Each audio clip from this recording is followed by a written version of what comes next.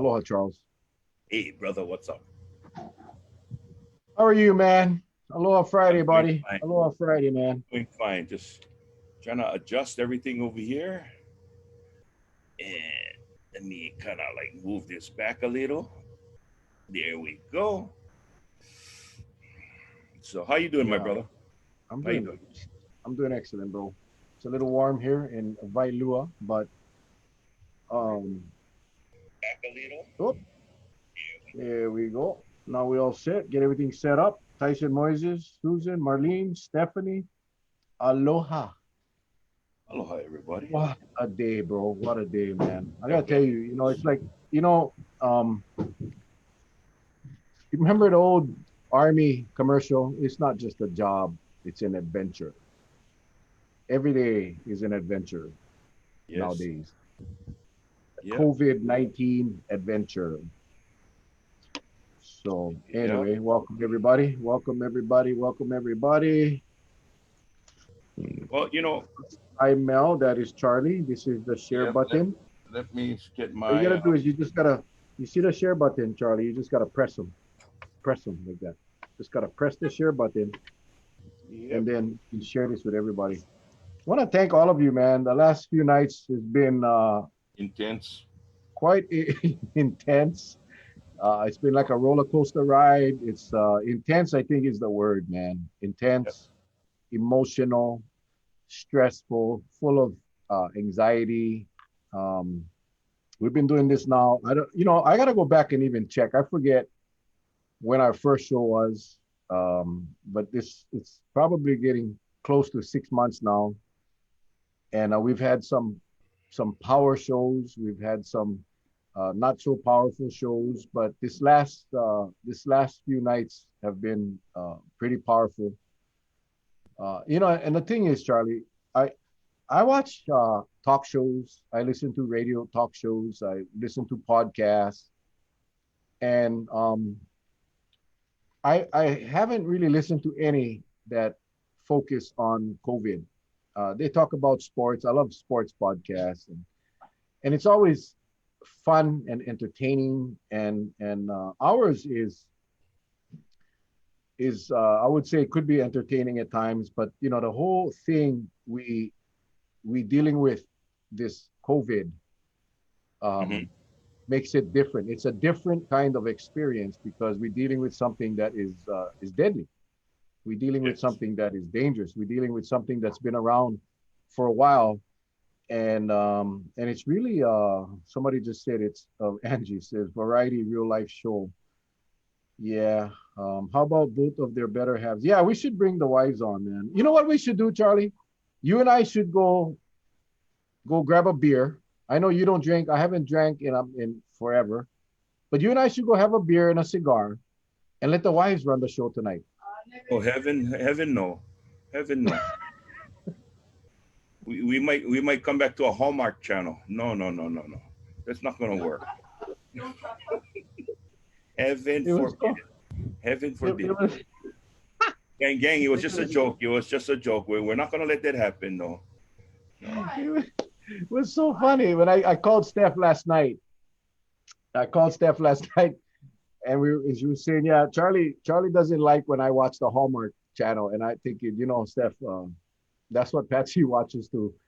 I just go in the room when the Hallmark is on. I go in the room. I go to my little man cave, my small little bedroom with the air conditioner, and Hallmark. It's so funny. Hallmark. If you ever watch a Hallmark, yeah, Tyson, have a beer for me, buddy. If you ever watched a Hallmark show, like I think my wife has watched each one 5 or 6 times already, but it's the same every season. It's Oh, it's like the same storyline.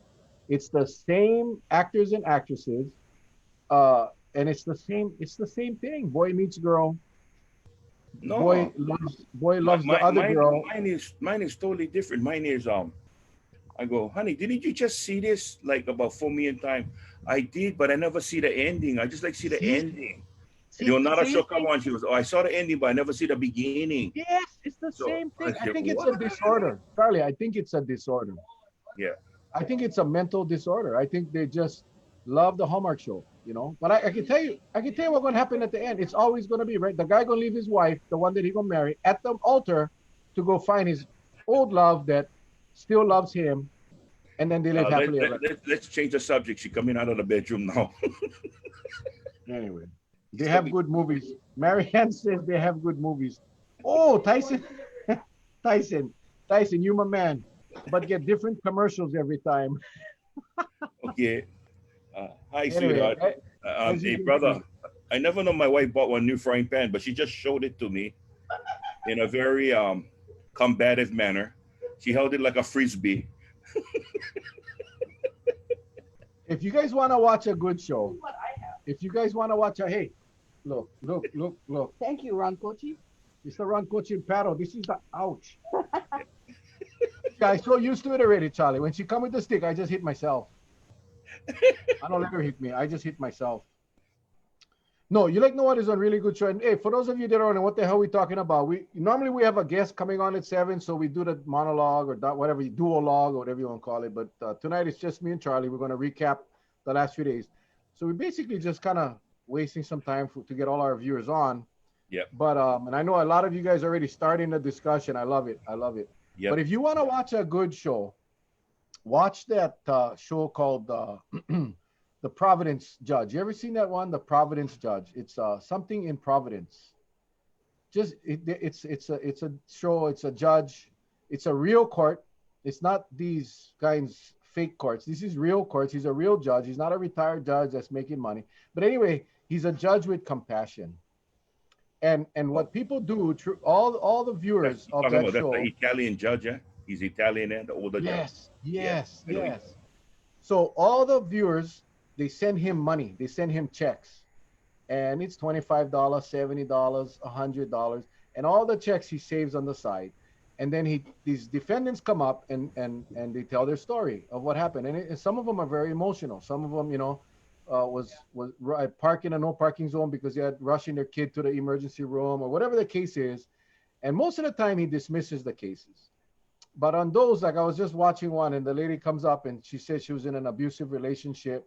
And, the reason why she got stopped for speeding and red lights because she was running away from her abuser. So the judge, understood that. And he said, yeah, that's one thing I do not tolerate is people that abuse women. But he said, but ma'am, your tickets, you have 13 speeding tickets that date back over the last 6 years. Did this guy chase you for 6 years and was never able to catch you and you just sped for 6 years? And, he makes it funny. And then she kind of, she started to, it was a really bad situation. So what he did was he dismissed the tickets of the ones that he felt she was running away from the guy. But all the old ones, he found her guilty, but he used the donated money, all the contributions to pay the fine. It's a fantastic show. It's just one of those, like my wife can watch Hallmark all day long. That's fiction. Providence, the court, I forget what the name is. Providence, just Google Providence Court and you can see them. And it's real life, man. Real life. But anyway. Well, the show I like to watch was Governor Ige's press conference today. That was a good show. I had a good laugh. Let's start off, Charlie. Wait. Before we begin, ladies and gentlemen, first of all, we'd like to say aloha and welcome to Mel and Charlie Live on Facebook Live. It's a beautiful day in Hawaii. Right now, it's 83 degrees. It's sunny. It feels like 89. The humidity is at 66%. Dew point is at 71% wind from the north at 6 miles per hour. Sunset tonight at 7 p.m. That's the latest weather. You can begin now, Mel. Thank you, Guy Hagi. It's always wonderful to have Guy Hagi on our. It's Caught in Providence. Thank you, Julie. Caught in Providence. Caught in Providence. So yeah. Anyway, it's almost 7 o'clock. We can start. There's a couple of things I wanted to cover today. We're going to start off by talking about what we all was waiting for all day long was Senator Clarence Nishihara's press conference at 10 a.m., which we promoted and shared. I think some of us thought, initially I thought that it was going to be a meeting, but it turned out that it wasn't a meeting. It was just a press conference. that Senator Nishihara wanted to share with the public that on the about the meeting that he had with Nolan Espinda yesterday or the day before, which was yesterday. So we're all tuned in. I was working. I was on the road. I had to go North Shore today, look for some homeless people. And so I turned on my Facebook Live, and me and my partner Paul Cano was driving out and listening to this. And basically, it was nothing. It was nothing. And in fact, we had hoped to get Clarence Nishihara, Senator Nishihara, on tonight because we had expected something different. So nonetheless, he had nothing more to add. I did communicate with him today, and he agreed that he didn't have anything to add to last night's show. So we decided we're going to bring him on later when he has more information. But anyway, bottom line, the gag order was placed on him, Charlie. The Attorney General put a gag order and said he cannot talk about what he talked about with Espinda yesterday because of the pending litigation. So, Well, Charlie, what are your thoughts about that, Charles? well, before that, one of the viewers, after I gave my weather report, yes, right now on the North Shore, it's about 3 to 5 feet. On the South Shore, it's less than a foot. Right now, it's flat on the Eastern Shore. And that's the surf report for today. Mahalo. Okay, now getting getting back to your question. But let me rewind. Okay, so up until courageous Lana Hughes came on our show, Hmm. we had heard a lot of complaints. We had heard a lot about we heard a lot about the virus and the spread and how they couldn't contain it and blah blah blah. We heard nothing from the UPW. We had heard nothing from the governor. We definitely heard on our show. And again, we thank her for that, for her bravery, her courage. And she basically tells us what is really going on in the prison. Now all of a sudden, everybody gets involved. So Senator Nishihara, who is the chair of the Public Safety Committee, who was a very vocal opponent of Director Espinda's confirmation hearing in 2019, watches our show. He gets the information. He talks to a few people that work in the prison, and he says, I need to talk to. Now remember, there is no lawsuit. There is no lawsuit filed. There's nothing filed. And he basically says, I need to talk to you, Director Espinda. And he has this private closed door meeting, which legislators do, totally legal. And they have their meeting.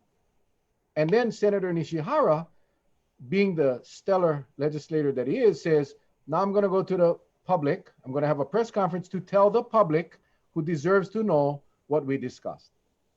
Okay, so let's fast forward today, Charlie. Hmm. Why don't you recap what happened today? So, for those of you who stood by, drum roll, please. Sound more like an 25 horsepower motor ready for go to Flat Island. But anyway, we were given the more of a recap of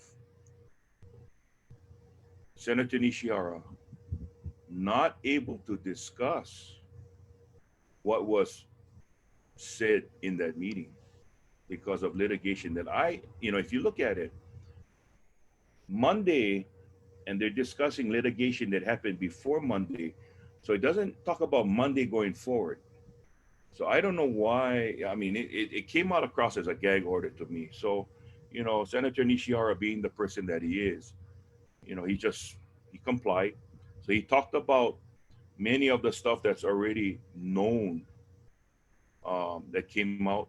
And it's funny, like you said, Mel, everything has been quiet up until this point.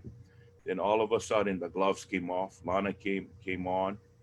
And then, like I said in several posts today, for those out there, especially for the Department of Public Safety, some of you that are taking notes because you're trying to see what you can build as far as a case. I did a survey of a part one and part two survey today. And that is, I took everything that the Department of Public Safety director and or his representative said, and I compared it to the ton loads, and I'm not exaggerating, the ton loads. We've got close to 2,000 comments on the first night's feed with Lana, confirming otherwise. So I mean, here are guards, ACOs that work the facility, and that's what we're talking about, the facility. And here you got representatives that don't even work in the facility. They work in someplace downtown Honolulu, next to a lunch wagon or whatever. They're not in downtown Kalihi, okay, by Pohale, Mokuea, all that area where the facility is. They're not there. You actually have ACOs answering, and they're not afraid. They got their real names coming over the feed. They got their names coming over the feed, just confirming and then actually refuting what the representatives are saying of the DPS. That is completely absurd. And yet they try over and over again to convince us, no, we're right and they're wrong. Come on. Like I said, if somebody can just admit their faults and move on, then we all can move on. But it's like a cancer. This administration is like a cancer. Everything is deniability. No, I never do that. Blame somebody else. And they keep that drum roll. Well, sorry, folks. The drum roll that's happening now is you got caught with your pants down and the gloves are off. There, I said it. Well, and I want to thank all of you that have sent me messages and emails. Charlie, I will tell you, Yep. I have received over half a dozen. Probably, I didn't count them, but we probably have about 10 testimonies from people, and I promised and I assured everyone that your confidentiality will be kept. I've read each and every one of them. Charlie, it's bad. It's bad. And these are people that are coming forward now, again, on the basis of with understanding that it's going to be anonymous, and it will be. And I hope I get more. But from what I've seen so far, it's bad. And Director Espinda should not be going around telling people that what Lana said is not true. We have testimonies from not just OCCC. I can tell you, I have testimonies from Waiava. I have testimony from Halava. I have a testimony from Maui, CCC. These are people that, as far as I know, aren't connected to each other. They have absolutely nothing to gain. In fact, if they were looking to gain, they would go hire an attorney and sue, but they're not. They are looking at making the situation better. So, when I saw the press conference, and I understand what the Attorney General did. It's no different than what a county attorney would tell a council member if a council member was holding a press conference about what, you see, the job of the Attorney General is to protect the state. That's her job. And she's doing her job by telling by telling Nishihara, hey, I think there is no litigation at this point. The Attorney General knows that it's coming. So I understand what the Attorney General did. And I totally respect Senator Nishihara for complying, because as outspoken as I am, if I was on the county council and I was directed by the county attorney to not divulge, I would comply. I would state my opposition and my disagreement with the opinion of the attorney, but I would comply simply because once you go away from, the way it works is if you go against the opinion of a county attorney and you violate a law, then you stand on your own. You will not get the legal protection of the state or the county wherever you work. So while I can appreciate what the Attorney General is doing, and I definitely respect Senator Nishihara for not disclosing what was discussed, this will come out. It will come out in the way of a investigative hearing. Now, one of the things that kind of disappointed me was when one of the media asked Senator Nishihara if the Senate was going to do anything about this, and his response was not at this time, that he was going to go back and talk to leadership and see where they're going to go next. I gotta believe because Senator Nishihara told us that they were going to hopefully get a investigative committee together. So, I have no doubt it's going to happen. I have absolutely no doubt it's going to happen. But for those of you that did watch, it was Nishihara did. I mean, Senator Nishihara did share a little bit. He did share about his frustration. One of the last question was actually asking him if he felt that they brought up the fact that he opposed Espinda's confirmation the last go around in 2019, and he wanted to know if Nishihara was at that level of calling for his job, and he said not at this point, but he's still waiting to get more information. So we'll see how that goes. But that's one component, the state legislature. I'm sure many of you did see my post about putting a packet together and sending it to the FBI. I intend to do that. There is no reason. Once I get my packet together with the testimonies, with the statements from the director, and that's why your testimonies are so important. I will be forwarding a packet over to the FBI at the same time I send the packet over to the state legislature, because it needs to be done, Charlie. Somebody needs to look into this, and if the state legislature is going to take some time, I believe what I have so far, just the 10 or so testimonies that I have so far, would warrant an inquiry by the federal government. I believe so, because we're talking about inmates who have rights. We're talking about guards who have rights. We're talking about employees that work in the kitchen, in the medical facilities, all of these civilians that work in the facility. We're talking about their rights. And I actually believe, Charlie, that this is a civil rights violation on all of those classes, whether they're an inmate or an employee. I believe all of their civil rights were violated because they weren't offered the safety. They weren't ensured the safety that they should have as an employee of the state. So if they think I'm joking, go ahead. I'm just telling you, it's whether the feds do anything or not, I will do my duty by sending it to them, and they will be able to determine whether or not they want to pursue. Well, let me say this. Just keep the pressure on. That's all I can say. That's all you can do. When somebody asked me today on Messenger, what is my motivation? I said, it's clear and simple. I was former enforcement. I knew that when I took an oath to serve and protect, that meant both the victim as well as the other side, the bad person. I mean, even if I bring them into jail, I got to ensure their safety as well. So it doesn't matter. It's about ensuring the safety of a human life, whether good or bad. That's the oath I took. And I'm pretty sure the men and women of the correction system, as well as the Department of Land and Natural Resources, as well as the Sheriff's Department, anyone that comes under DPS, they took that same oath. I'm pretty sure.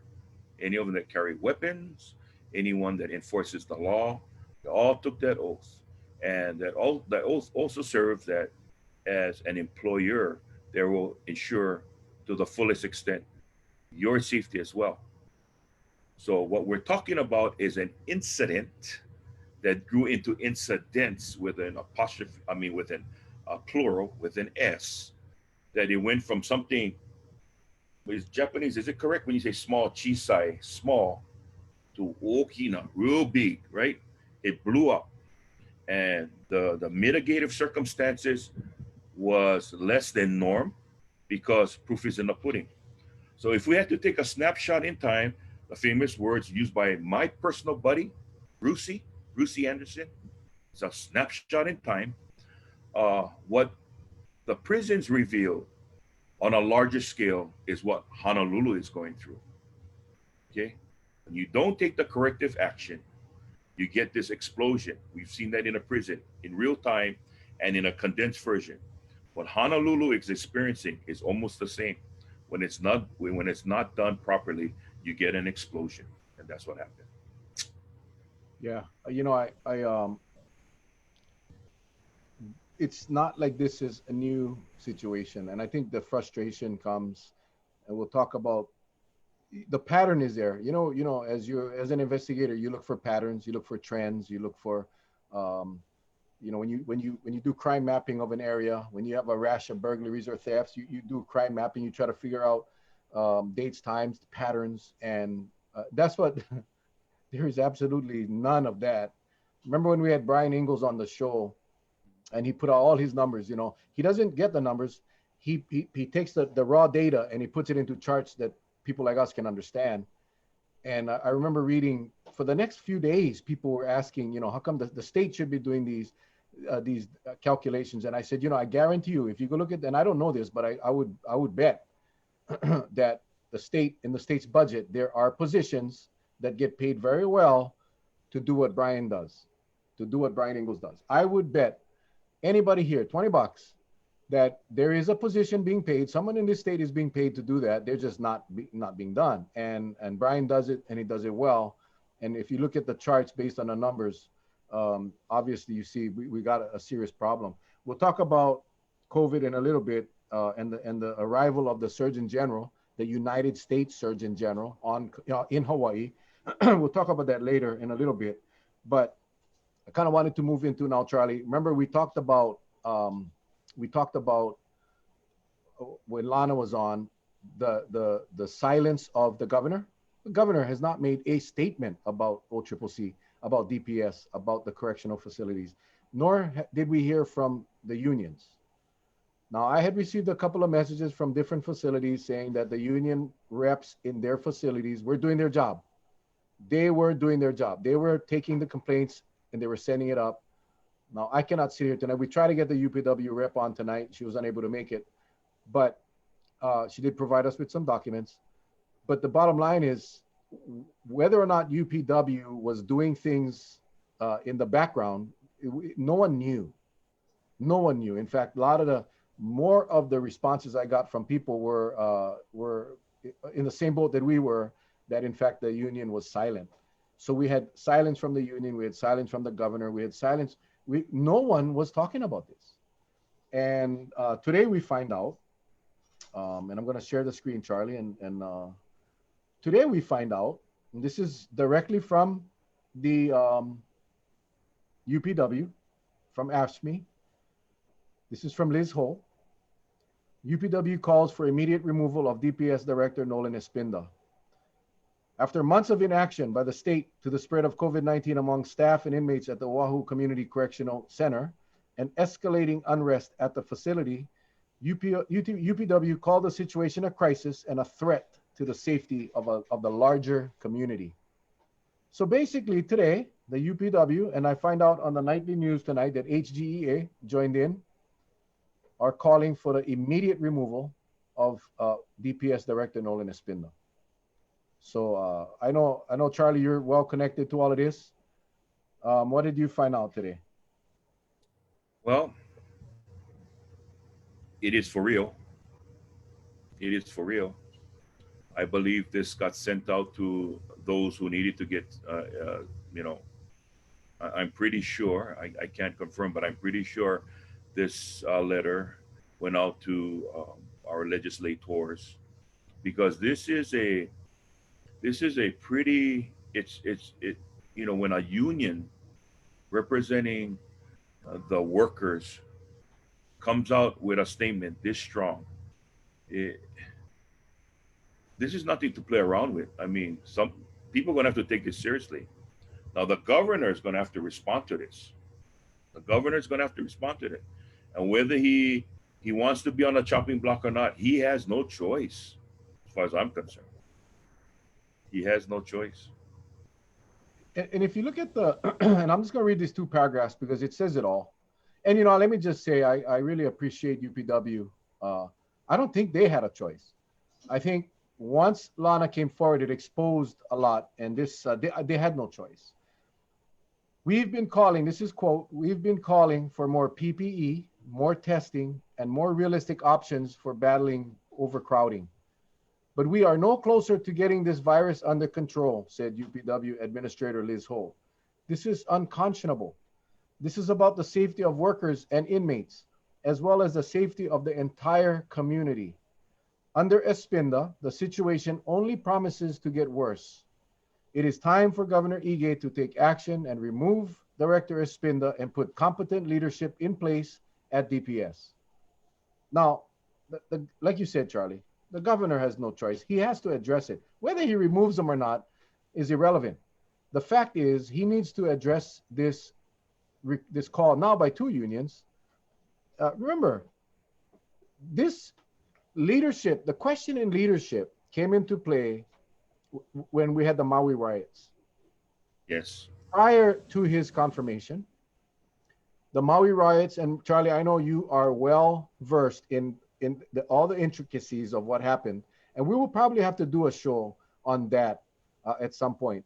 But you know, and you've shared some of that with me, of all the pukas that were there. I mean, some. You talk about unconscionable, but people got hurt. Yes. That place got destroyed.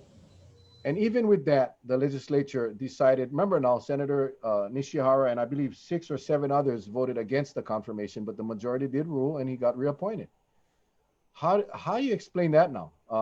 This is a much bigger crisis. We have guards that are in ICU, on ventilators. We have some serious issues. How does the governor just ignore it? I had expected him to come out with a statement today. Zero. I saw the press conference, and we'll get to the press conference next, but he was happy. He was happy. He was thrilled because the Surgeon General was there and Mayor Caldwell was there. It was one big brother party, thanking each other about the wonderful job that they're doing as it relates to COVID.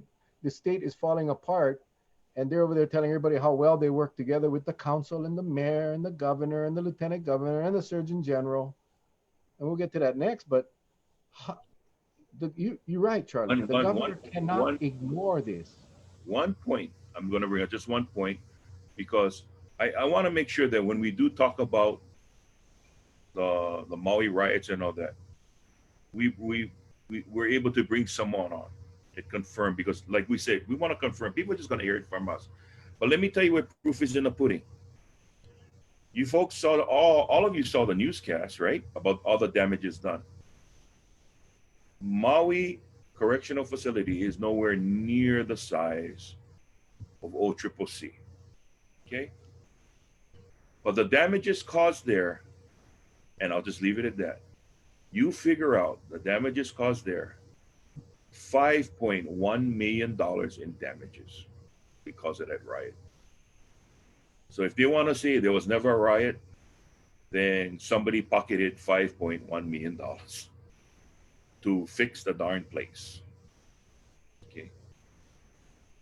And that is what I'm hoping, Charlie. When we get this packet together, it'll include some of that. The feds are really good at following the money.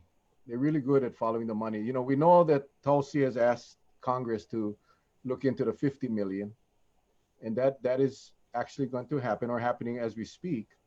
Yes. This state is in trouble.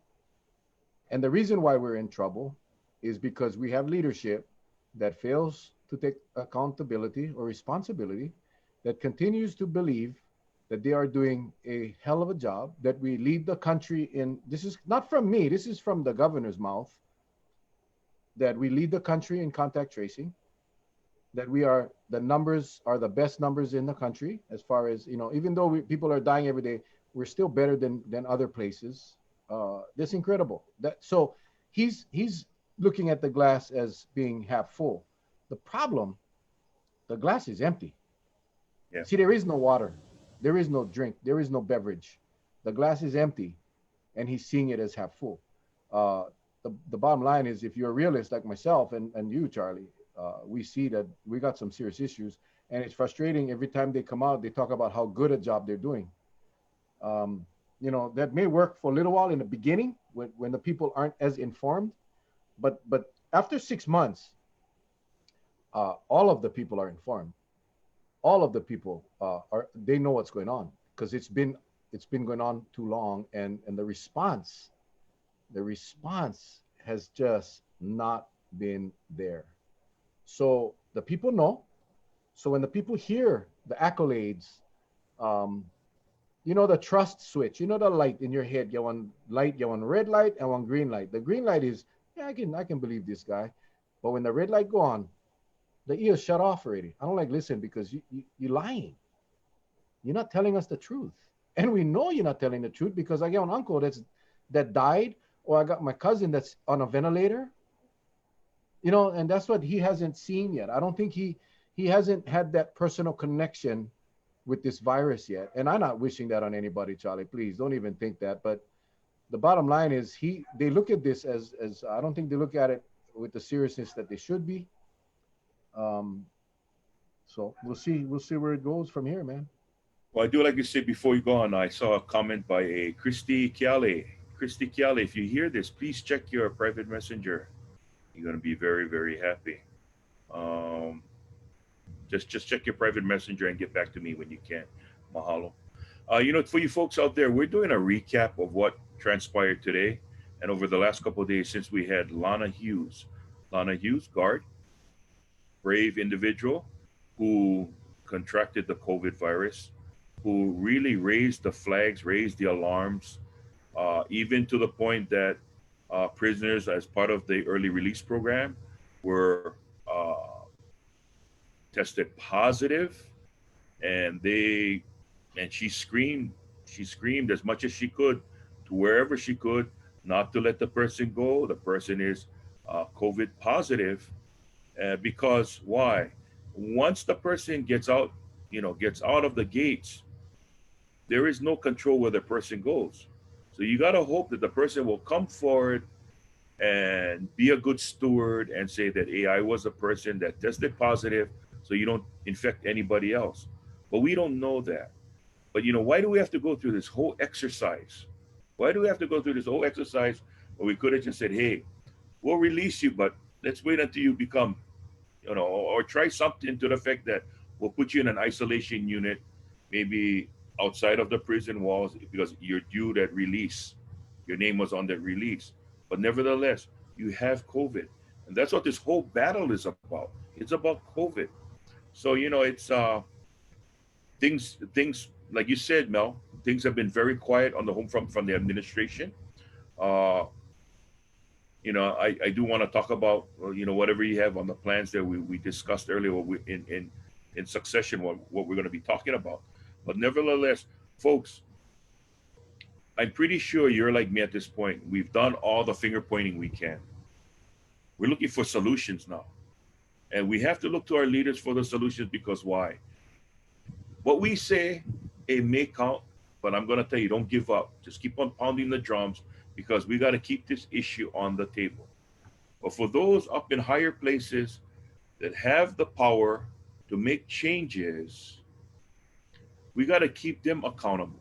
We got to say, hey, how's about let's try this, let's try that. Because right now, the state of Hawaii is known as the trial and error state. We're going to do everything by trial and error. If this nowhere, you put out, and I don't want to jump ahead of what you had planned, Mel, but before I lose my train of thought. But what this administration has put out, you put out things that are meant to be broken because you have no bite to it. If you commit murder, you get caught, you will serve life. No ifs, ands, or buts. Not gonna say you may serve life. When you do that, then people will say, hey, maybe I got a chance of escaping that if I get caught. Come on, you're gonna do something. Whatever you implement, put some bite into it, so we can all comply, because apparently there's a large number that don't. And this whole exercise is because of trying to get to them, and a lot of people suffering needlessly.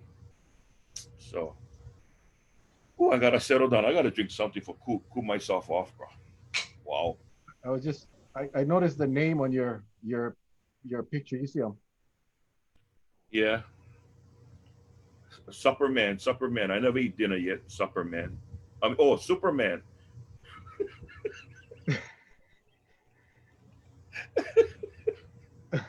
I'm sorry. I went Kamehameha. I'm sorry. No, I just wanted to test that feature because last night we had Senator Nishiawa's cell phone number posted for everybody. But anyway, So yes, Charlie, I learned something today. Charlie told me you get the rename button. Anyway, the other thing that was quite alarming. We heard Lana say that these people were intermingled. Positives were with negatives. Everybody was together. And then we heard the Department of Public Safety, or I think it was the DPS, came out yesterday. Hawaiian News Now say, well, the reason we couldn't separate them was gang affiliations. And the threat of gang fights was greater than the threat of COVID. Of course, that was disputed by Lana, and I believe me, I trust Lana. And then we find out in a Star Advertiser article that they've been storing these guys or holding these inmates in hotels for quarantine. Okay, see, when the head doesn't know what the ass is doing, you get one representative of the state saying, we get no place to put them. We get no place to put them. So we're forced to keep them together because no more room. And they don't like go in one separate module because their gang affiliation, they're going to get assaulted. So we just let them together. Then you get the other part of the ass that's saying, oh, no, we have made arrangements with hotels in the area, and we put them in hotels. So, okay, so what is it, people? Do you or don't you have space? You told us you don't. That's why you're forced to put the sick people with the not sick people, causing more people to get sick, and then transferring that to guards who end up in the hospital on ventilators. But then you say you have hotel rooms for people, the inmates that don't have anywhere to go. Brother, I So could tell you. what is the truth? You know why I'm laughing? It reminds me of Booga Booga. Because one saying something, the other saying something, and one going, hey, why you never tell me? Kind of too late already. This is, you look at the county of Kauai, right? The smallest county in the state. The youngest mayor, the newest mayor, his team communicates daily, whether it's public works and parks, everybody. Mayor Derek Kawakami communicates every single day. The message comes out, it's the message. Derek gives the message every day. No more 3 people speaking for the county. No more. You get his PIOs, his public information officers. Everybody's coordinated. Everybody's on the same page. See, that's leadership. That's leadership. That's why people say, wow, Kauai, you guys doing all right. Yeah, that never happened. Santa Claus never dropped the present that made us all right. And this is a great segue into the next part of this with the press release, the press conference today in Honolulu about the stay-at-home order. But you guys be like Kauai. You got to do what Kauai did. You want to be like Kauai? Then you got to rough it, people. You got to do a curfew. You got to do a stay-at-home. You got to do a mandatory mask. You got to do all of the things. If you want what that person wants, you got to do what they did. Hope is not a strategy, people. Oh, this is what Honolulu going to do. You guys going to have one curfew from 9 at night to 5 in the morning, right? But yet they're going to let bars stay open to 2 in the morning. No, I think the bars are closed. I know. I'm just saying. Yeah. Because the other rules that came out so far, it's kind of like backwards. It says, okay, we're going to have a mandatory curfew. Nobody can go out at night, but we will let bars stay open to 2 or 4 o'clock in the morning. Okay.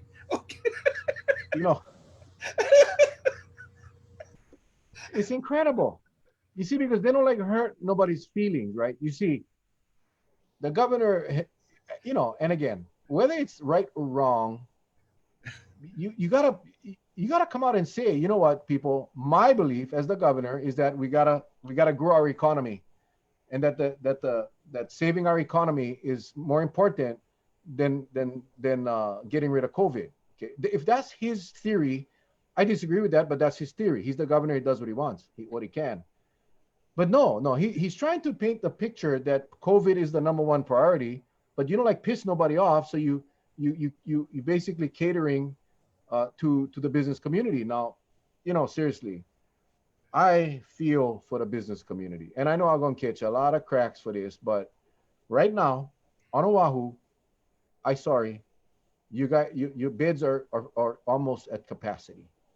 It's not about we're at 25% capacity. We have surge capacity. We can deal with it, so we can start opening up. No, we're not. No, see, we're at the worst end of the spectrum right now.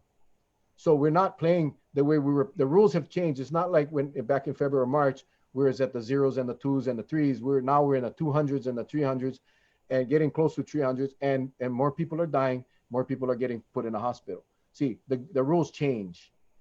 I saw my good friend Tina Yamaki, who I'm going to invite on the show, as well as my good friend McNamara from the Honolulu Chamber, and both of my dear friends, like really, really good friends. And I watched them on the news tonight, and they're blaming the state for doing this. They're blaming the county for that. They're claiming to be punished for other people's wrongdoing. Unfortunately, with this virus, you cannot go piecemeal. You cannot say, okay, we're going to do the stay at home, but we're going to allow businesses to open. You see, because if you stay at home, you can only leave your house for essential purposes, which is a supermarket. The But retail business gotta close. Retail business. yes, because it's But not essential. So, like I feel bad. I feel bad because look, Macy's, right? They gotta now close retail, right? But yet hardware stores can stay open. So at Macy's, maybe you should put a couple 4x8 plyboard in the window and sell a couple saws and sell 2x4s and call yourself a clothing hardware store. And then maybe you can stay open. I don't know. It's crazy. I It's mean, and the other thing, so basically the governor comes out today, and he's with the mayor, and he's with council member Elefante, and they're so proud that everything is going well, and that they've been working so hard. So they announced the stay at home. Basically, everybody stay at home, work from home, and certain things will be open. And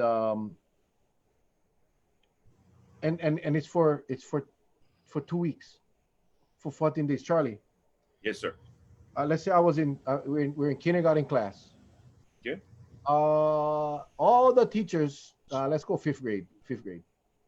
All the teachers in the last 6 months told you that there is a cycle for the COVID virus danger, for the infection, the period of time. Okay. Now, the experts told you how many cycles should you close down for it to be effective. 2 cycles. You sure? Yeah. 2 cycles of 14 days. Two Which cycles. is what is 14 plus 14, Charles? 14 plus 14 is 14 two times. Equals 28 days. 28. Yeah. 28. So again, if you want to do if you want to have what the successful people have, you got to do what the successful people do. Exactly. All the successful jurisdictions have shut down for 2 cycles. Remember, Kauai was the only one. 2 cycles, 28 days. Yep. Which was brilliant, right? Everybody was grumbling, blah, blah, blah. Okay, now we thank you, Derek. Thank you for being bold. Yeah, At the I time, was one of the biggest grumblers, remember? About for the the curfew. Yeah. Oh, I was, but you know what? I thank God. See, I can admit when I wrong publicly. I was wrong because why? It worked. It saved out on all the emergency services. It did its job. And Now, was good. so they come out and proudly announce. You see, this is what is the worst thing to do. You don't want to overpromise and underdeliver, right? That's a general rule. When you're in sales, if you're raising your kids, you don't like tell your kids you're going to do something on a weekend and then come say you cannot. Because that's horrible. That's terrible parenting.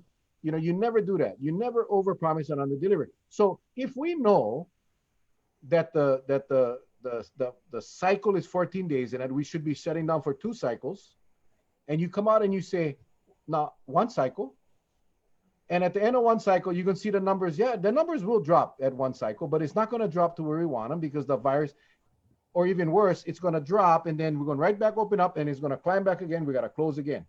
So why not do it right the first time? Do a 2-cycle shutdown and see where we're at. 28 days, just do a month and see where we're at with the numbers. See where we're at with virus, see where we're at with hospitalizations, with ventilators. And then you reassess. But to come out and say one cycle, see, one cycle may drop the numbers, but it's not going to get rid of the virus. It's not going to get rid of the virus. So you got to go to 2 cycles. So again, that was, I think, this is again trying to please everybody. So you can tell a business community, bear with us for 2 weeks. We got to do this for 2 weeks. You know, if I do 4 weeks, my God, politically I'm going to get killed. So just let me do the 2 weeks. The bottom line, the lieutenant governor is a doctor, a medical doctor. The lieutenant governor recommended 28 days, and they went with 14. They're gonna listen to the governor, who is not a doctor, and now we're gonna have a 2-week stay at home for Oahu only, and it's not gonna be effective. I don't know how much evidence, or I don't know what evidence they have that's telling them that 14 days is sufficient. It doesn't exist in all the research I've done. And believe me, Charlie, you and I have done a shitload of research, a ton of research. So yeah, again, I don't know, bingo, I'm sorry, Anne-Marie, short-sighted as always. You know, that's, I don't get it. There's no, again, the rationality of these guys thinking sometimes raises a lot of questions. You know, what could have been done in the beginning, looking back, you made mention about, you know, we're at the end cycle, that we have only so many limited bed space left. In the beginning, we were told we have a lot of space, so we're in pretty good condition. Looking back now, maybe shouldn't have said anything, because people thought, it says, okay, we get plenty of leave room for play around. We get on big surge, we can cover that. Now look what happened. Yeah. They shouldn't have said anything. Yeah, and you know, and it's all about, and you know, like I said from day one, it's about the messaging. Now I'm fast forwarding to today's conference as an example. Wearing your mask. I get it. But here you get people that cannot wear masks because they gotta talk. I get that too. But the girl who's a sign language, not talking with her mouth, talking with her hands, she's not wearing a mask through the whole damn thing. So you look at that, you say, okay, what is the message you're trying to send me? Then they asked the fire chief of Honolulu the question about if they're worried about the firefighters getting infected because they're going to do this new testing program. No, we've got all our protective equipment, blah, blah, blah, blah, blah, blah, blah. Brother should have gone back and look at the news conferences prior to when an entire fire station in Hawaii Kai, all the firefighters got infected with COVID. His personnel now. So before I would have answered that, I would have thought to myself, well, you know, we're going to take as much precaution as necessary. And we're going to, you know, we're going to do the best we can. But you got personnel who's already infected. So basically, the way I heard it is like you're saying that, nah, we're not going to get them because we protected all the way around. And see, and that comes back to the point. City and County, Honolulu firefighters, my brother's a retired firefighter. God bless you guys, first responders. I'm glad you guys got everything you want. But for me right now, the pain I feel is I wish they did the same for Department of Public Safety, prisons, DLNR, sheriffs. I wish they would have got PPEs for all of them. I know we got CARES money. What happened to that? That's the whole big thing. I mean, you know, where is the money? You know, I know, and I think, I don't know if I mentioned this, I don't know where I mentioned this, maybe it was to you last night after the show, but where I work at the prosecutor's office, you know, we had CARES money. I can tell you right now, we have masks, we have PPE gowns for us investigators that got to go out in the field. If we got to go and come in contact with people in the community, not everybody we come in contact with are, how shall I say, practice good hygiene. But we have masks, we have shields, we have disinfectants, We have a disinfecting schedule at our office every single hour. We all take turns, we rotate, we clean all the surfaces that are touched by our staff, door handles, everything on schedule. Everything was purchased with CARES money. Everything we have supplies that's going to last us through this pandemic. I don't understand if everybody did their job, if every, our leadership in our office, Justin Kohler, prosecutor, his administrative, all his team, uh, right away put in the order, got what we needed. We have everything we need. And so I cringe when I hear Lana, when I see all these testimonies from people that got no PPE. Well, I got testimonies from guards that say they have to go out and buy their own masks, buy their own disinfectants. The families are buying disinfectants. I just don't get it. I don't understand it. And as far as the press conference today, the Surgeon General was here. Now, Charlie, let's say we had. Now you are a senior in high school, Okay. and I was to tell you, Charlie, um, today the Surgeon General came to Hawaii, and he spoke. Now the Surgeon General is responsible. He's the chief medical officer for the entire United States of America. And there are places in the mainland that are blowing up like crazy with COVID. But he was in Hawaii today. Why do you think he was in Hawaii today? Why? Because What do you think? Why do you think the Surgeon General came all the way from the mainland, where he could have been in a state that was blowing? Why was he in Hawaii today? mm, basically, pulling rank because they know that we stay in kimchi, hot kimchi. You get an A, Charlie. You get an A today. Yep. You see, the Surgeon General is responsible for the country. For him to show up on Hawaii today, in Hawaii today, and stand up there. Remember now, Charlie, he never took off his mask. He never took off his mask. But he came up and he did the politically correct thing and said how we all working together with the governor and the lieutenant governor and the council and all of that stuff and the mayor.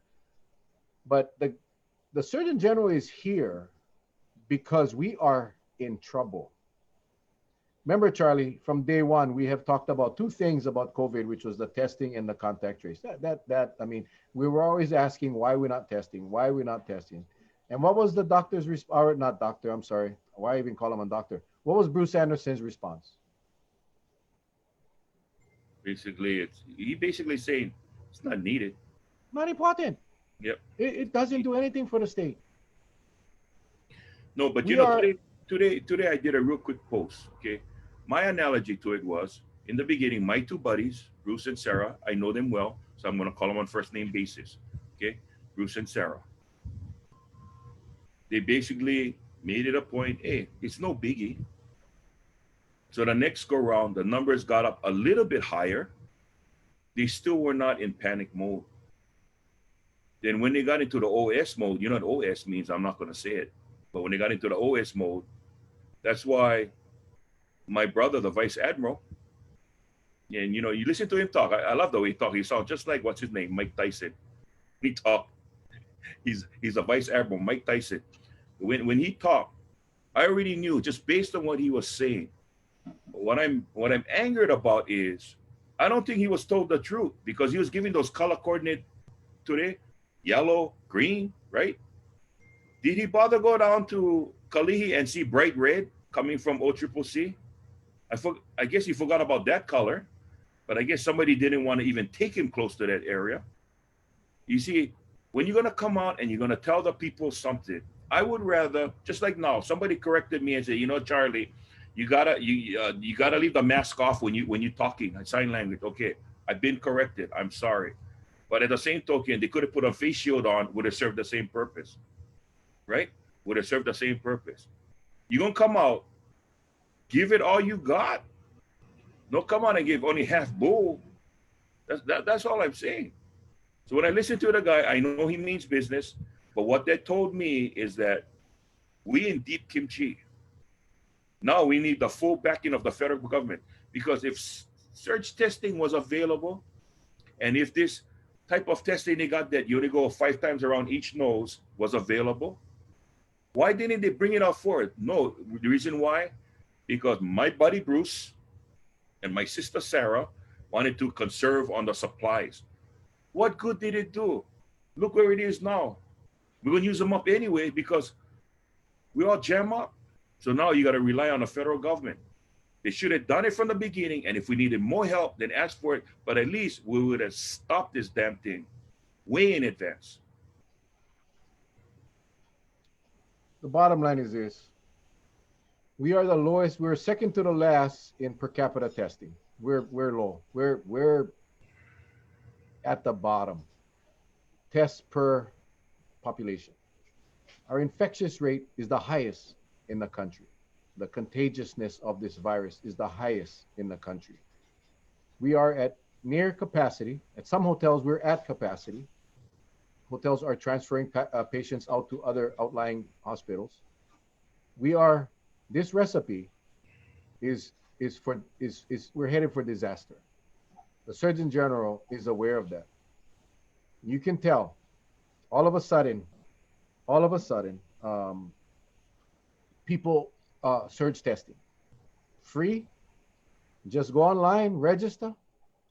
On Kauai, by the way, the West Side Pharmacy is the site. There's only one on Kauai, and that's on the west side. But you go online, can I get a covidtest.com? Can I get a covidtest.com? And you go and you fill out the thing, and you get a little receipt, or basically it's a receipt, a confirmation that you take with you, and you go get your test. It's a self-administered test, 5 times your right nostril, 5 times your left nostril. And then you stick them in the thing, and you go. Then you check your website later for your results. Now, I heard it doesn't work though if you go 6 times one side and 4 the other side. Even though it equals 10, you got to go 5 and 5. Can I go 6? You got to go 5 and 5. Or 8 and 2. It's not going to work. And the thing is, it has to be wet. You got to really get the boogers on that cotton. You gotta, or else it's not going to wet. Regardless of, the bottom line is this. We have been, and when I say we, Charlie, I'm not just saying Charlie and Mel. I'm talking about we, all of our viewers, all of the people I know have been yelling and screaming for testing. Yep. Okay, if testing wasn't important, the Surgeon General wouldn't be here all nice and white with his mask telling us we are bringing testing to you folks. A phone call 2 months ago, 3 months ago, to the Surgeon General would have triggered some federal assistance. But no, because see, the directors, our leaders, our health leaders in our state never believed that testing was important. So we just mosey on along. And I like my weight, my big bariga, my belly. At one time, I didn't have this. And it didn't happen overnight. You see, I slowly gain a pound, then 2 pounds, then 4 pounds. Next thing you know, I'm fat. This COVID thing, that's what had happened, right? We just was moseying along, and these people were saying, it's like, I'm not supposed to eat fried foods. No drink soda, cut your calories. Yeah, but I can have 1 here, 2 here. Next thing you know, you're fat. Same with COVID. Our leaders didn't think that the lack of testing was going to be important. But then all of a sudden, remember when our positive rate was at 0.6% or 0.8%, or even let's say 1%. So for every 100 tests, we had 1 positive. Mm-hmm. Now it's close to 10%. Sometimes it goes over 10%. That is the Surgeon General saying, holy moly, we better go help Hawaii, because pretty soon, see, again, and I go back to this the way we are located, right? Geographically located, thousands of miles away from the nearest hospital outside of Hawaii. What are we going to do with our sick patients? What are we going to do with our sick patients? You don't think that the Surgeon General has a concern? Now, he's a very mellow dude. He was very calm and collected. He was cool. He was mellow. But he would not be here today for a photo op with Caldwell and Ige because he wants a photo op with Caldwell and Ige. No, he came because it's important. He came because surge testing now is vital. because we need to identify our sick people and we need to get them help. We need to isolate the sick people. We need to get our contact tracers out and stop this virus before we pretty much decimate our population or a big chunk of it. That's why the Surgeon General is here today. Let me ask you something. Don't you think that somebody would have tell the Surgeon General that it was recommended by the head of the Department of Health and the state epidemiologist that not that much testing was needed? Didn't somebody advise the Surgeon General, because they talked about contact tracing as well, that, sir, we've been hemming and hawing, and we have people like Brian Ingalls, and we have many people. Sharon Snuggs is one of them, our good friend Sharon. And I'm sure there's many more out there that went and took an online class and volunteered their services. Some of them said, we took the class, we volunteered our services, but we didn't qualify because we don't have a bachelor's. Okay, then sorry. But I don't think anybody up there today, they all had that look like, oh crap, I hope nobody tells him about the fact that we refused to bring them on. Oh, I hope nobody tells him that there's been hundreds of volunteers. It's just that we didn't want to bring them on early. That's how they looked. That's how they looked today. I just wish somebody was truthful with the guy to tell him, hey, there were a lot of contact tracers volunteering. The health department just never take the offer, refused to take them on. Again, their position has never changed. You got to give them that. Their position has never changed, even while our beds were getting full. I mean, up until the last time that he was ever asked that question, he still didn't believe in testing. He still didn't believe in contact tracing. He basically threw his hands up, throwing a white towel, said, we're screwed because we just get community spread now. So there's really not much we can do. Just got to let it run its course. That's what I got out of that. And that's simply that's not the solution. And a lot of people asking, we should have the Surgeon General on the show. I will send out an email tonight to him and invite him on. I don't know if he'll be able to come on the show, but we'll definitely give it a shot. I would love to have him on the show. If any of you has his cell number, let me know. But to have him on the show, I think would be a good thing. No, I mean, I'm not trying to be funny. I just saying I don't. It's hard to get these guys because they. Can you imagine his inbox? And you get these two Garadas from Kauai who get 0 viral count, like come on our show. But I'm going to ask. I will. We've been pretty successful getting some guys on. It's not going to happen. He's going to answer the phone. He goes, "On one moment, please. Hey, who's Mel and Charlie? Do you know them?" and he's going to put us on hold. He's going to put us on hold. And the secretary going to say, "Hang up. Just hang up the phone." He's going to put us on hold. And then he's going to call David Ige. He's going to say, hey, Gov, man, how's it hanging, Gov? I got this guy, Mel. He wants me to come on his show, Mel and Charlie show. You heard about that? Hello, Gov? Gov? And it'll be over. Oh, then the secretary will say, Vice Admiral, try Bruce. Try Bruce. Hey, Bruce never even respond to our emails to come on our show. He never even respond to tell us, go screw yourself. I would have responded and said, go screw yourself. I would have. I said, you know what? You can kiss my you know what. I ain't coming on your stupid show. But not even the automated generic response saying, Governor Cuomo, at least he responded and said, he was very busy. This is back when they were blowing up. Fauci responded. These guys, at least they respond to tell us no, that they're too busy. But Anderson, nothing. 0. I don't blame him. I wouldn't come on the show if I was him. But you know what, Charlie? If he was on, your number has been blocked. We'd have to go a 2.5-hour show just to accommodate all the ums.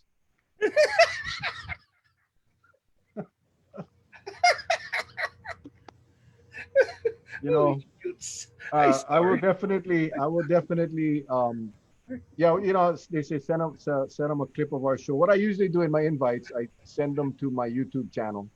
And for those of you that haven't been to the YouTube channel, please go there. Just go to YouTube, search Mel Raposo, and hit the subscribe button. Thank you all. We got a bunch of new subscribers, but hit the subscribe button, and then right next to the button, there's a little bell. There's no mailing list. You're not gonna get rotten mail or whatever. It's just so that whenever we upload a new video, you get notified.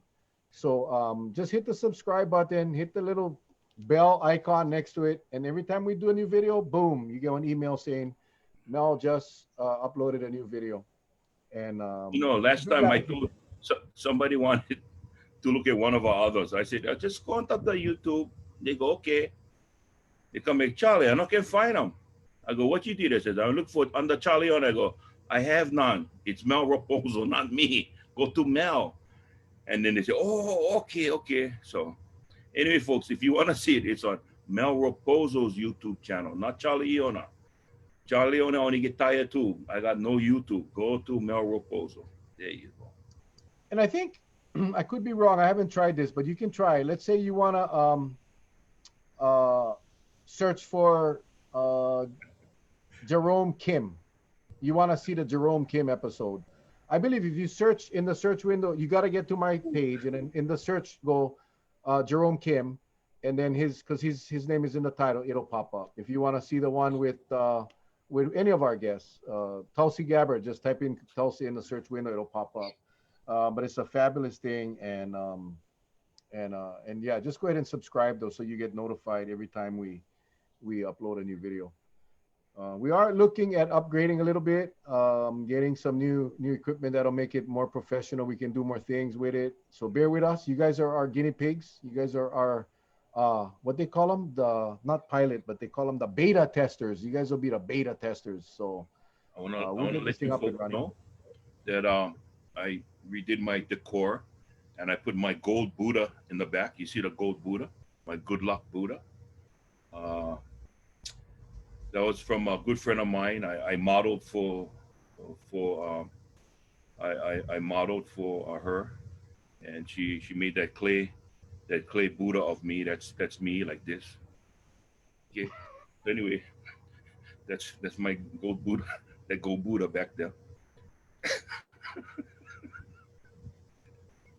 Unbelievable. Somebody's asking if we can get Jerome Kim back, Dr. Kim. Yeah. He would love to come back.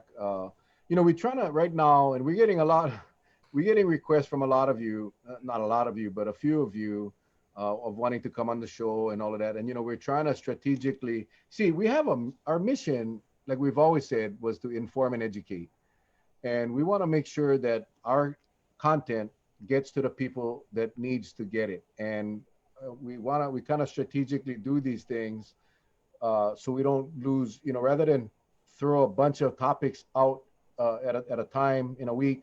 We kind of want to, strategically place these shows apart so that we can get the most impact with our legislators, with our administrators.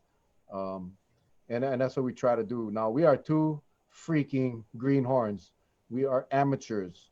So bear with us. This stuff is, well, you guys that's been with us forever. You've seen we've been through some glitches and problems and all of that, but we're working to that end. We're trying to get this thing to a professional level, but until then, we got what we got. But so we appreciate, all the requests to come on, and that just makes us feel really, really good.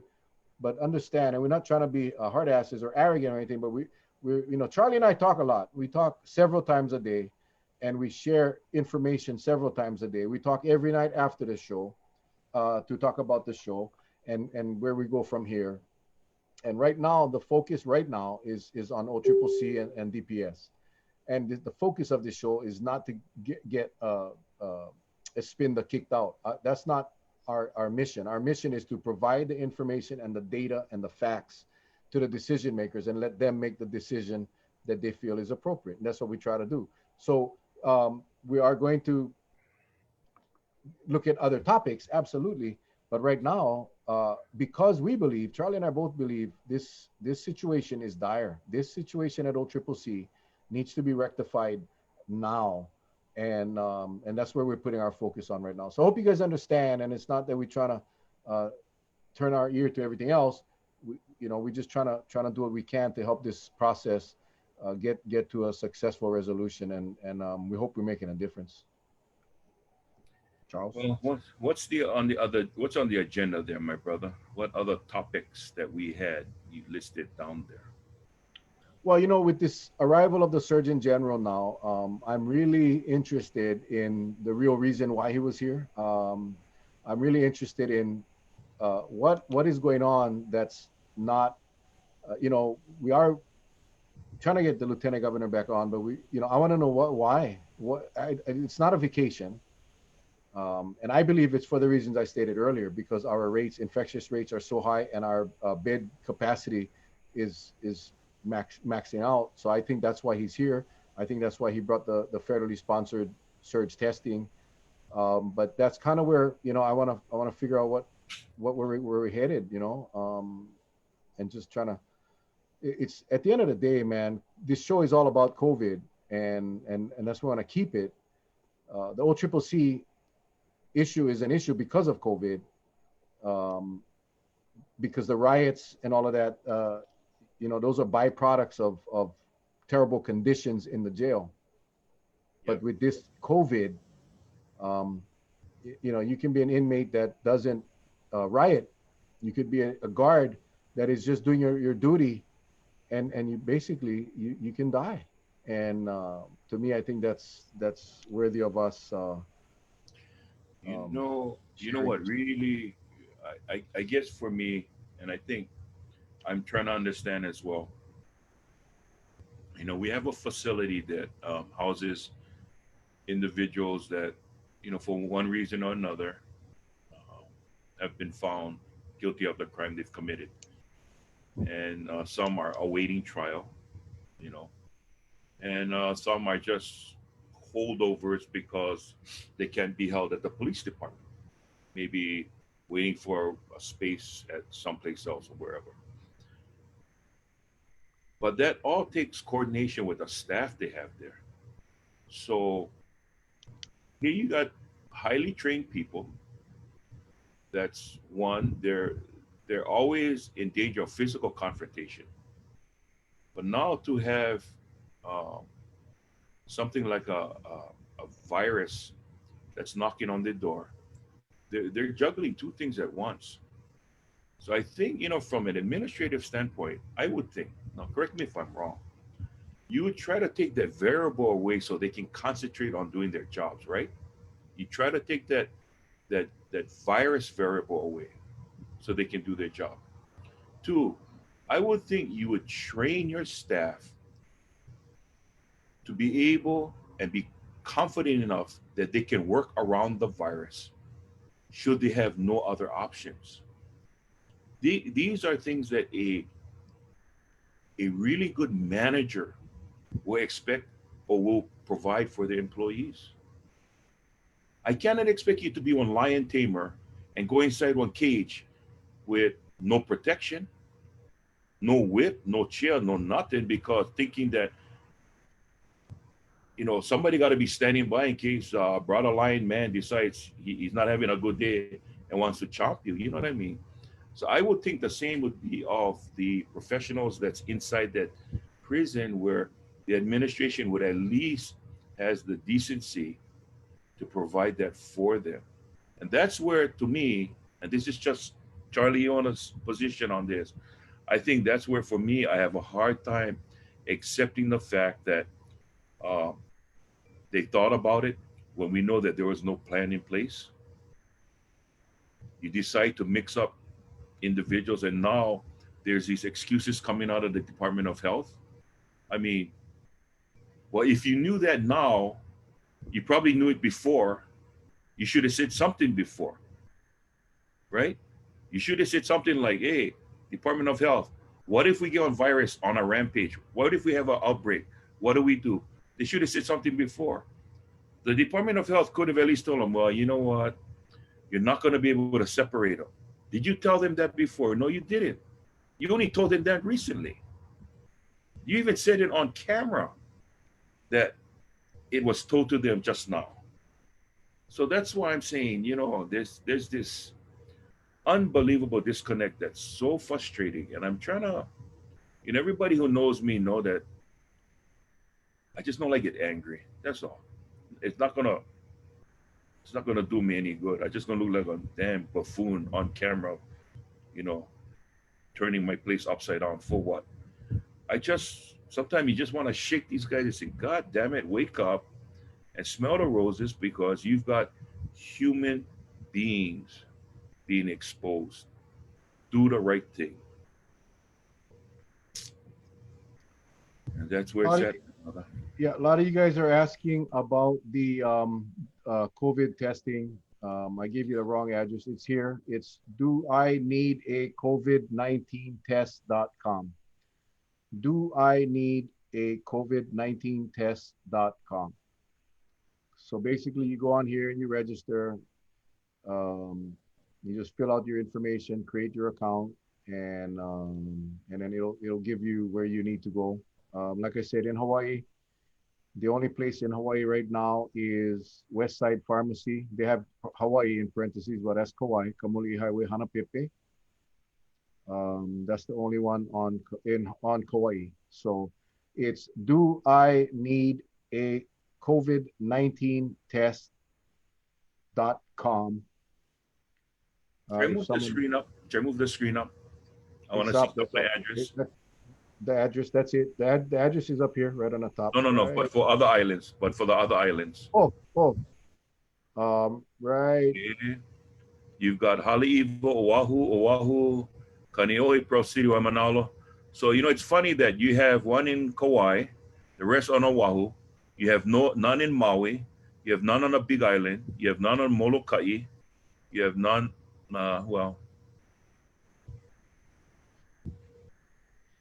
that's, yep. So then that is it. That is it. You can, if you want, you can go to California. Yeah. There's a ton over there as well. But anyway, do I need a COVID-19 test.com? Check it out. Go check it out. If you're on the west side, you might want to go get your NOS. You do your own test. Yep. Yeah, I'm not going to get into the debate with that test, but it is what it is. That's the surge testing that's being provided by the federal government. Again, a day late and $1 short, but it is what it is. I thank the Surgeon General for being here in Hawaii, and we will reach out to him tonight, actually. I'm hoping that he's still here. He may be able to jump on our show tomorrow or so, but we'll definitely give it a shot. Give it a shot. I'd like to say a special aloha to Brother Duke Gumpher.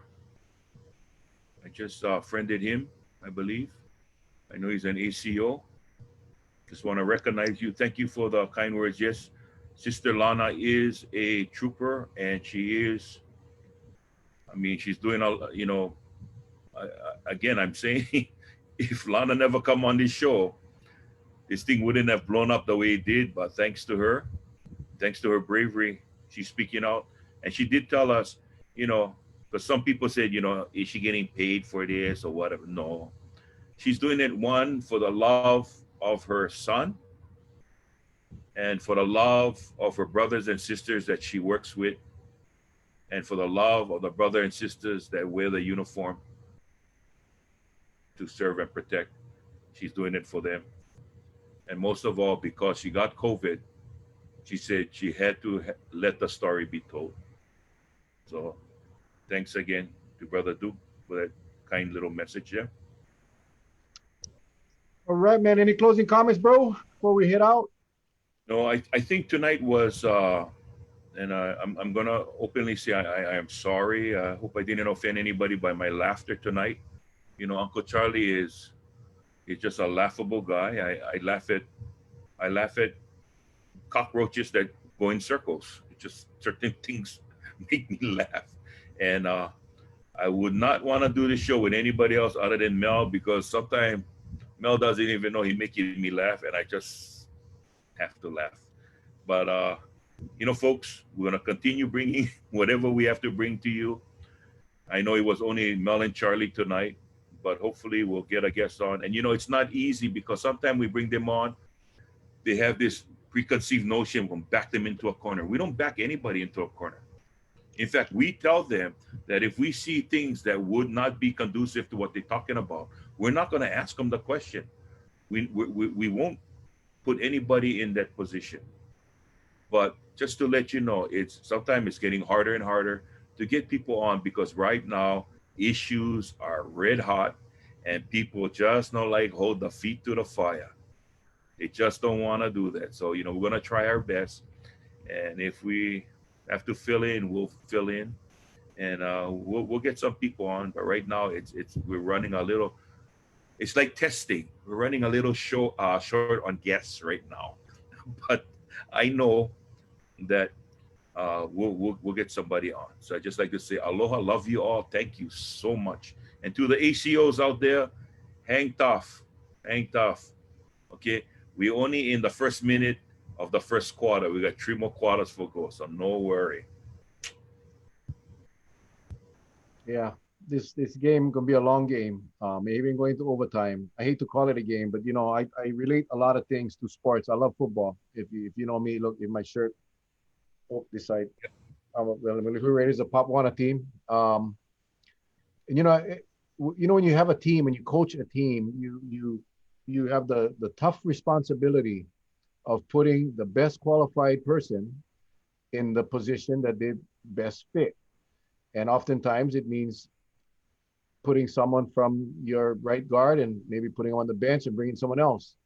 You see, if the mission of the team isn't being accomplished, you as the coach got to be able to make the replacement to keep that team at its highest level of performance. I see being a CEO, a governor, a mayor, any type of leader in any organization the same way. Your job is to motivate and coach and train and get your people up to speed. But when the game time starts, when the crisis hits, you expect those people to perform. And if they cannot perform, then you need to replace them. Whether you fire them, discipline them, whatever. The bottom line is when you wake up in the morning, you got to be, as the governor, as the mayor, as the leader, as the CEO, you got to know that you get your best person in charge of that function, whether it's a blocking, a receiving, a quarterback, a running back. You make sure you get the best person there on that day. And that's what coaches do. That's what leaders do. And you cannot substitute that. You cannot sugarcoat nothing. You gotta you train up your guy to be the best person they can be. And if they cannot do it, then somebody else needs to step up. And I think that's the message to the governor. That's the message to the leadership of the state is that you know, there was an article the other day in a Star Advertiser from a doctor, I can't remember his name, but he basically said that we're failing and he puts it all on the governor. But he said, we have no lack of the brain trust in Hawaii. There's no lack of that. We got the talent, we got the skills, we got people that can do the job. We're just not utilizing them. Yeah, they're somewhere else. They're not calling the shots because the governor is for whatever reason, political, I'm sure, cannot put the right person in the right place to do the right job. So that's my message to him. So anyway, as always, we appreciate you guys joining us as you do every night. We'll be back tomorrow night, of course, at 7 o'clock. We don't know. This thing is changing. It's fluid. It's living, and we try to get the best in front of you every single night. So we will work on that tomorrow. But we'll be back at 7 o'clock tomorrow night, as every night, and we hope you guys can join us. Until then, God bless. We love all of you. Take care. Aloha.